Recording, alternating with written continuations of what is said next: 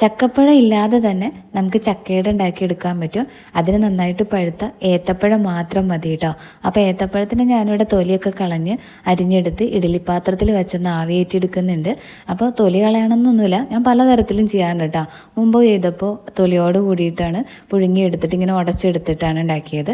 ഇപ്പോൾ ഇങ്ങനെ ചെയ്തു എന്നുള്ളൂ. വേവിച്ചെടുത്ത ഏത്തപ്പഴത്തിന് ശർക്കര പാനിയിലിട്ട് വഴറ്റിയെടുക്കാമെന്നോ വിളയിച്ചെടുക്കാമെന്നോ അതല്ലെങ്കിൽ വരട്ടിയെടുക്കാമെന്നോ എങ്ങനെ വേണമെങ്കിലും പറയാം കേട്ടോ. ഇതൊക്കെ തമ്മിൽ വ്യത്യാസം ഉണ്ടോ എന്ന് ചോദിച്ചു കഴിഞ്ഞാൽ എനിക്കറിയില്ല, ഞാൻ എൻ്റേതായ ഒരു ഭാഷയിൽ പറയാൻ കേട്ടോ. ചക്കയൊക്കെ വരട്ടിയെടുക്കുമ്പോൾ നെയ്യ് ചേർക്കുന്നവരുണ്ട്, അതുപോലെ ഇതിലും വേണമെങ്കിൽ നെയ്യ് ചേർത്ത് കൊടുക്കാം കേട്ടോ.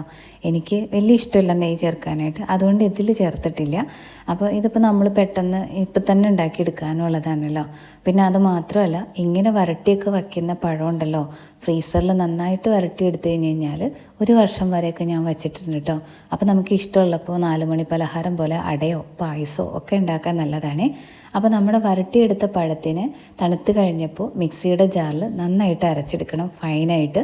അപ്പോൾ അതിന് വേണ്ടിയിട്ട് വെള്ളം വേണമെങ്കിൽ വെള്ളം ചേർക്കാം, മധുരം കൂടുതലുണ്ടെങ്കിൽ വെള്ളം ചേർത്താൽ മതി, അല്ലെങ്കിൽ ശർക്കരപ്പാനി ചേർത്ത് അരച്ചെടുക്കുക കേട്ടോ. ഞാനിവിടെ കുറച്ച് വെള്ളവും കുറച്ച് ശർക്കരപ്പാനിയും ചേർത്തിട്ടുണ്ട്. പിന്നെ ഇതിൻ്റെ അളവുകളൊന്നും പറയാത്തത്, എനിക്ക് പൊതുവേ കണക്ക് അല്ലെങ്കിൽ ഇങ്ങനെ അളവുകളൊക്കെ ഓർത്തിരിക്കാമെന്ന് എന്നെക്കൊണ്ട് പറ്റില്ലാത്തൊരു കാര്യമാണ് കേട്ടോ. കണക്ക് കേട്ട എൻ്റെ ബോധം പോവും.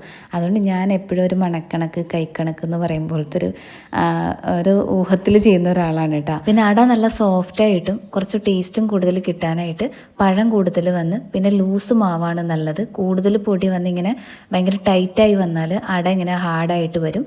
അപ്പോൾ ഹാർഡായിട്ട് വേണമെന്നുള്ളവർക്ക് കൂടുതൽ പൊടി ചേർത്തുണ്ടാക്കാം കേട്ടോ.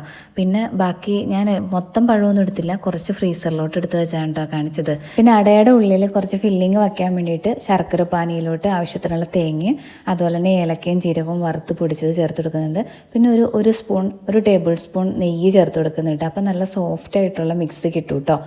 പിന്നെ നമ്മുടെ വാഴയില വാട്ടി അതിലേക്ക് നമ്മുടെ മാവിനെ ഇങ്ങനെ പരത്തി കൊടുക്കുന്നുണ്ട് കേട്ടോ. അപ്പം നല്ല എന്താ പറയുക, കുറച്ച് ലൂസ് മാവായതുകൊണ്ട് തന്നെ ഇത്തിരി പാടുണ്ട് ഇങ്ങനെ പരത്തിയെടുക്കാനായിട്ട്.